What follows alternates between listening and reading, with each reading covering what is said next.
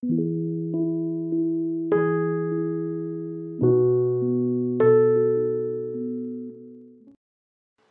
we are aligned and we are emotionally well, then we are essentially immune to toxins, for example, in the environment. In alignment to well-being, you're immune from anything that is not well-being. So there are certain tools, if I can put it that way. That now, before you go further, we're going to interrupt you just for a moment because we want to amplify that point because it's a strong one, really worth taking in.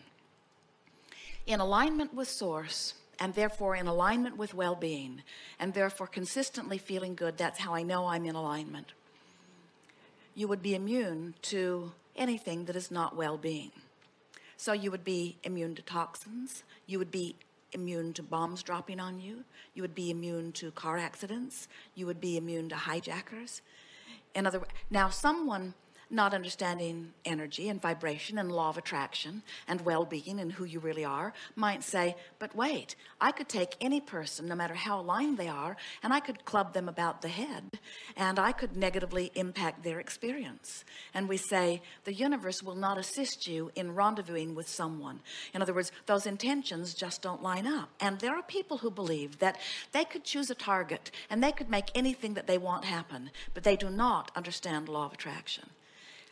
Now, it's a little tricky, and the reason that we've offered that dramatic, we've taken you off your track a little bit, that dramatic negative scenario, is because we want you to understand that only if you, after your alignment with Source, were to look at something as potentially dangerous, could it be to you. Because in your attention, even in your word toxin, in your acknowledgement of illness, in your awareness of not well-being, those projections of thought cause you to cause enough resistance in your vibration that now law of attraction is responding not just to the vibration of wellness that you have predominantly going, but to the vibration of worry or fear.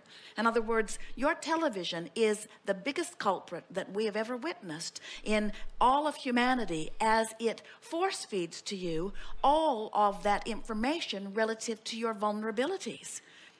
You just can't watch television for any length of time. Esther was shocked the other day wanting to find weather and finding out that on the Weather Channel it was full of all of that information. And for a while she laughed at them and later on just got annoyed by them and then worried about all of humanity and then realized that all of those thoughts were upstream and found it easier to just turn it off than to find her place within it. But your thoughts are the heart of everything that you are living, and especially what is going on with your body. Most of what happens that you would call of a negative nature to your physical body, however, is not because you're thinking thoughts of sickness or even thoughts of toxins.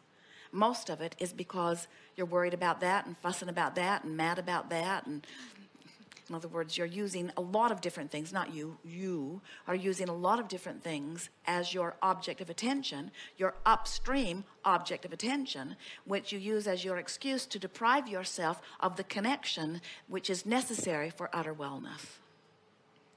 But you are really resilient. Look how well you do.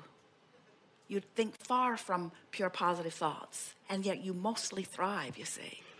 And almost without exception, a person experiencing something less than thriving, if you visit with them for just a little while, you can easily get to the vibrational root of what's gone wrong. We encourage scientists and physicians to look for vibrational causes and stop looking for cures. Because until you get to the vibrational root of the resistance, a new disease will just squirt out in a different way.